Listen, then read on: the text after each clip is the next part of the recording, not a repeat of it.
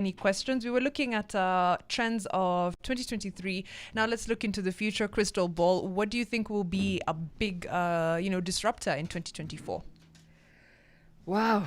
Okay. So I think, wow. It's going to be a lot. But top of mind again is more advancements in AI, I think.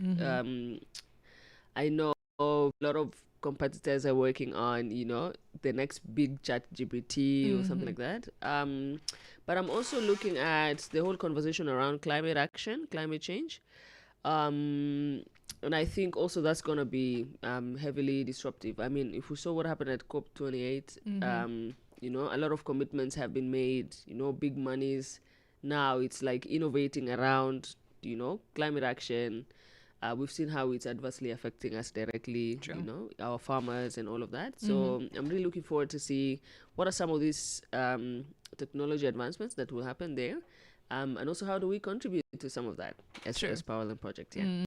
How do we become, seat at the table, also contributors, not just asking for a seat, we're actual contributors. We've got a lot of changes happening. We've got policies coming in. But then this year, 2023 was also the year where we saw a lot of tech bros, as we like to call them.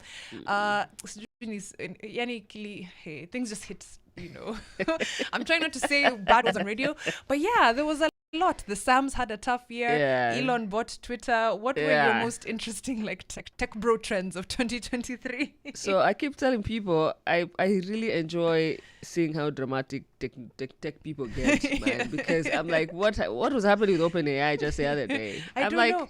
Fired, hired. Yeah, rehired, like in a span of 4 days, that was so much drama. It makes a whole Netflix movie. It does. I can't wait. Yeah. So I think, of course, Elon buying Twitter, changing Twitter to X. Whoever thought that could happen, and I still haven't adjusted to saying X, but don't go to Twitter. Right? Twitter. Yeah, I'm still on Twitter. Are you on Twitter?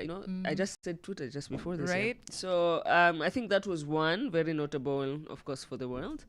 But also in terms of how he manages Twitter, it's like his own personal plaything. Moving from this, voice of the people to, it also shows you capitalism. Not a kaniweke DMs. Okay, say less. Yeah. And it's like one of his friends. My like, friend I'm suggested all your this. blue ticks. Yeah.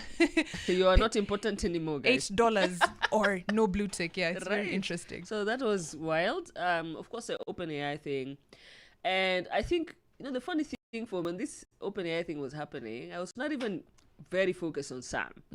I was very focused on a lady I think we don't give much attention to, Mira Murati, the CTO. She's the woman in OpenAI.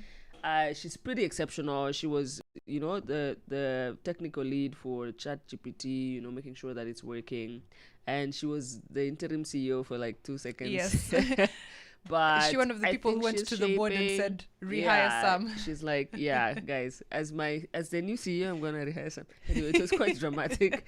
But I think more, we need to cast more light on people like Mira, because she's shaping a very different narrative for AI, for women in tech.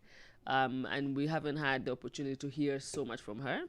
I think next year, she's gonna be at the forefront of some of these conversations, and I'm really looking forward to it. I hope so, and in a positive way, not like some Yes. Altman. Yes.